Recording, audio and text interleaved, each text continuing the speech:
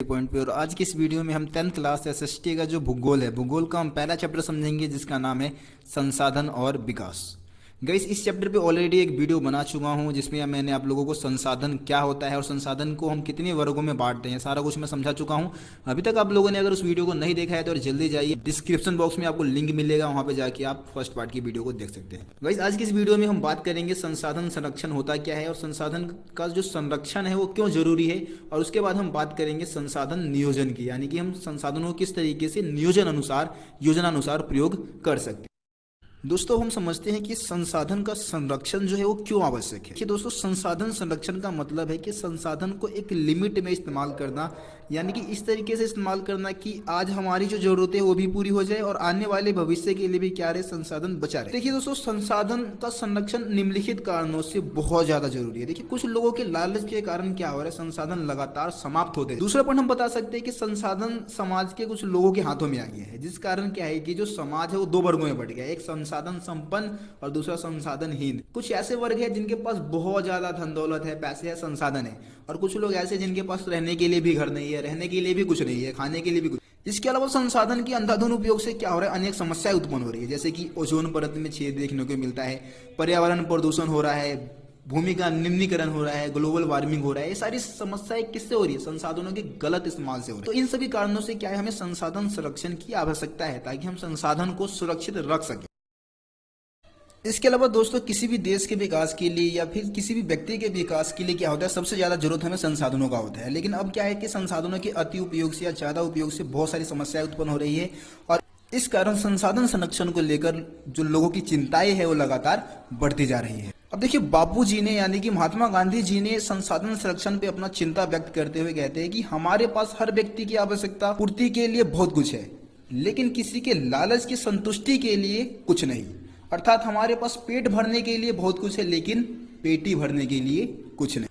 देखिए दोस्तों, अब हम बात करते हैं कि संसाधन संरक्षण के लिए अंतर्राष्ट्रीय स्तर पे कौन कौन से कदम उठाए गए। देखिए, सबसे पहले अंतर्राष्ट्रीय स्तर पर संसाधन संरक्षण की वकालत क्लब ऑफ रोम ने 1968 में किया। इसके अलावा 1974 में सुमेसर ने क्या किया था, अपनी पुस्तक स्मॉल इज ब्यूटीफुल में महात्मा गांधी जी के जो विचार थे उसको दोबारा से दोहराया था, ताकि संसाधन के जो संरक्षण है उसको लेकर लोगों की चिंताएं थोड़ी बढ़े। गाइस, अंतर्राष्ट्रीय स्तर पे संसाधनों के संरक्षण के लिए जो सबसे बड़ा जो सम्मेलन बुलाया गया था 1992 में बुलाया गया था, और ये सम्मेलन ब्राजील की राजधानी रियो में बुलाया गया था। रियो का पूरा नाम है रियो डी जनेरो। अब इस सम्मेलन को हम रियो सम्मेलन के भी नाम से जानते हैं। गाइस, ये सम्मेलन था वो प्रथम अंतरराष्ट्रीय पृथ्वी सम्मेलन था जिसमें 100 से भी अधिक देशों के राष्ट्र अध्यक्ष ने भाग लिया था। इस सम्मेलन का उद्देश्य था, सबसे पहला उद्देश्य यह था कि विश्व स्तर पर पर्यावरण संरक्षण तथा सामाजिक आर्थिक विकास की जो समस्याएं है उसका हल ढूंढा जाए, और एजेंडा 21 को भी मंजूरी दी गई थी। मतलब संसाधन के संरक्षण को और देशों के विकास के लिए जो एजेंडा 21 तैयार किया गया था उसको भी यहाँ पे क्या मिल गया, मंजूरी मिल गया। गाइस, उसके बाद एनसीईआरटी बुक में एक टॉपिक दे रखा है सतत पोषणीय विकास। सतत पोषणीय विकास क्या होता है, बहुत ज्यादा इंपॉर्टेंट टॉपिक है गाइस ये। सतत पोषणीय विकास का मतलब होता है कि पर्यावरण को बिना नुकसान पहुंचाए विकास करना सतत पोषणीय विकास कहलाता है। इसमें ये भी हम शामिल करते हैं कि हमें क्या करना है, संसाधनों का इस तरीके से इस्तेमाल करना है कि हमारे जो भावी पीढ़ी है उसका विकास तो ही हो, साथ ही साथ आने वाली जो पीढ़ी है उसके लिए भी संसाधन क्या रहे, सुरक्षित रहे। तो इसको हम सतत पोषणीय विकास कहते हैं, जिसमें क्या होता है, संसाधनों का इस्तेमाल हम पर्यावरण को बिना नुकसान पहुंचाए करते हैं और आने वाली पीढ़ी के लिए भी संसाधन को बचा के रखते हैं। गाइस, अब हम समझते हैं संसाधन नियोजन का मतलब क्या होता है। देखिए दोस्तों, संसाधन नियोजन का मतलब है योजनाबद्ध तरीके से, यानी कि योजना बनाकर संसाधन का इस्तेमाल करना संसाधन नियोजन कहलाता है। हम भारत जैसे देशों की अगर बात करें तो भारत जैसे देशों में क्या है कि बहुत सारे ऐसे इलाके हैं जहाँ पे संसाधन की कोई कमी नहीं है। जैसे कि हम झारखंड की बात कर सकते हैं, मध्य प्रदेश की बात कर सकते हैं, छत्तीसगढ़ की बात कर सकते हैं। यहाँ पे क्या है कि खनिज संसाधनों की कोई कमी नहीं है, कोयले की खदानें बहुत ज़्यादा मात्रा में है, लेकिन इन इलाकों में क्या है, मूल विकास की कमी है। इसके अलावा हम जब राजस्थान जैसे इलाके में जाते हैं तो वहाँ पे पवन ऊर्जा और सौर ऊर्जा की कोई कमी नहीं, लेकिन वहाँ पे जल संसाधनों की कमी है। इसके अलावा हम अरुणाचल प्रदेश जैसे इलाकों की बात करें तो अरुणाचल प्रदेश में क्या है कि जल संसाधन बहुत है, लेकिन वहाँ पे भी मूल विकास की कमी है। तो इसलिए क्या है कि संसाधनों का कुछ इस तरीके से इस्तेमाल किया जाए जिससे कि सभी लोगों को उसका फायदा हो सके, सभी लोगों के विकास में वो संसाधन क्या करें, योगदान करें।